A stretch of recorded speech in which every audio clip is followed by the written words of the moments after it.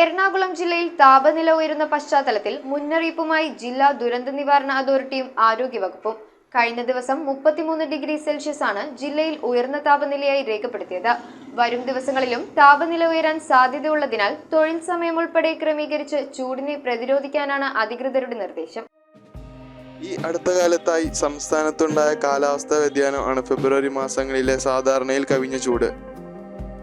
കഴിഞ്ഞ ദിവസം ജില്ലയിൽ 33 ഡിഗ്രി സെൽഷ്യസ് ആണ് ഉയർന്ന താപനിലയായി രേഖപ്പെടുത്തിയത്. വേനൽക്കാലം എത്തുന്നതിന് മുൻപേ അനുഭവപ്പെടുന്ന കടുത്ത ചൂടിന് ആശങ്കയോടെയാണ് ദുരന്ത നിവാരണ വകുപ്പ് കാണുന്നത്. മാർച്ച്, ഏപ്രിൽ മാസങ്ങളിൽ ചൂട് ഇനിയും വർദ്ധിക്കും. അത് മുൻകൂട്ടി കണ്ടുള്ള നടപടികളാണ് വകുപ്പ് സ്വീകരിക്കുന്നത്.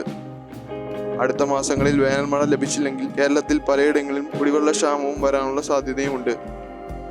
തീപിടുത്തങ്ങൾ, കാട്ടുതീ തടയുന്നതിനുള്ള മുൻകരുതലടക്കം ദുരന്ത നിവാരണ അതോറിറ്റി പുറപ്പെടുവിക്കുന്ന ജാഗ്രതാ മുന്നറിയിപ്പുകൾ പൊതുജനങ്ങൾ കൃത്യമായി അനുസരിക്കണം. ന്യൂസ് ഡെസ്ക് മെട്രോസൺ. സ്വർണം മണപ്പുറം ലോക്കറിൽ വെക്കൂ. ഓൺലൈൻ ഗോൾഡ് ലോൺ ആപ്പും ഡൗൺലോഡ് ചെയ്യൂ. സ്വർണം മണപ്പുറം ലോക്കറിൽ വെക്കൂ. നിങ്ങളും അങ്ങനെ സ്മാർട്ട് ആകൂ. എവിടെയും എപ്പോഴും സ്മാർട്ട് ആകൂ. Manappuram online gold loan സ്മാർട്ടാണ്.